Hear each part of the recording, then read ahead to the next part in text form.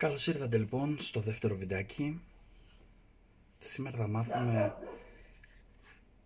πώς στη συσκευή μας μπορούμε να γνωρίζουμε πόση μπαταρία έχουμε, πώς να την κάνουμε reset, πώς να τη σβήνουμε και πώς να την ανοίγουμε φυσικά. Καταπληκτικό.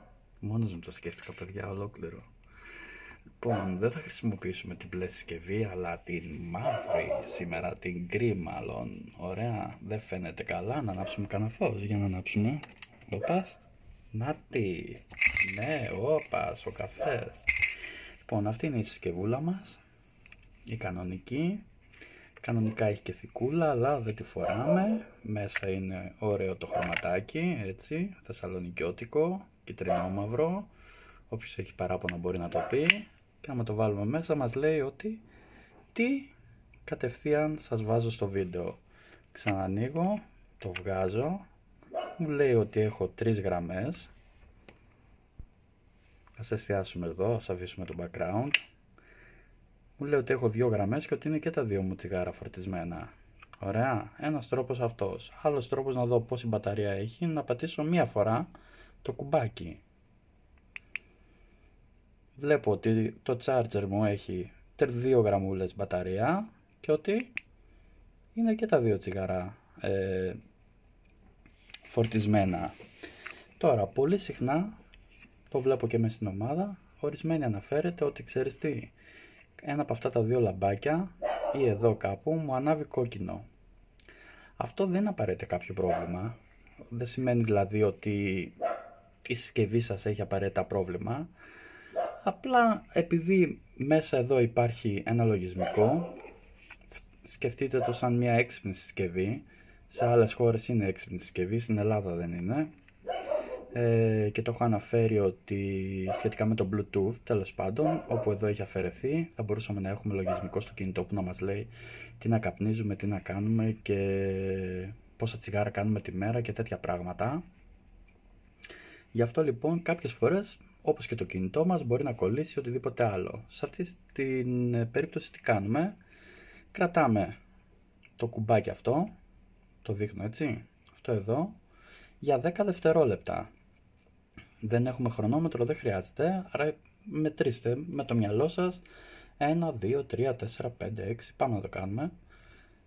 1, 2, 3, 4, 5, 6, 7, 8, 9, 10. Τα αφήνω. Θα ξανανάψουν τα λαμπάκια. 3 φορές αναβοσβήσουν. Και τώρα κάνει reset. Ωραία. Έτοιμο. Αν χρειαστεί σε κάποια φάση να βγάλετε το holder από μέσα και μπορεί να έχετε 2 holder. Ωραία. Δεν ξέρω για ποιους λόγους μπορεί να έχετε 2 holder, να έχετε 2 charger το καταλαβαίνω. Να έχετε 2 holder δεν ξέρω, τυχαίνει πάντως. Και βάλετε διαφορετικό holder σε άλλο charger, πρέπει να κάνετε το reset σας. Ωραία. Για να πάρει τις πληροφορίες του charger το holder σας. Αυτό είναι μια πολύ καλή πληροφορία να τη γνωρίζετε. Και τέλος πάμε να δούμε πώς απενεργοποιούμε τη συσκευή μας. Θα κρατήσω πατημένο πάλι το κουμπάκι, αλλά δεν θα το αφήσω σε 10 δευτερόλεπτα, θα το κρατήσω παραπάνω από 10 δευτερόλεπτα. Εντάξει, το έχω πατήσει ήδη και το κρατάω πατημένο, δεν το αφήνω. Έχουν περάσει 10 δευτερόλεπτα, το αφήνω, τώρα δεν πρέπει να ανάψει κανένα κουμπάκι. Δεν μέτρησα. Συγχωρέστε με. Συγχωρέστε με. Το έκανα του κεφαλιού μου. Πάμε ξανά. 1, 2, 3, 4, 5. Το αφήνω. Τέλος, η συσκευή έχει σβήσει. Ό,τι και να κάνω δεν ανοίγει. Εντάξει.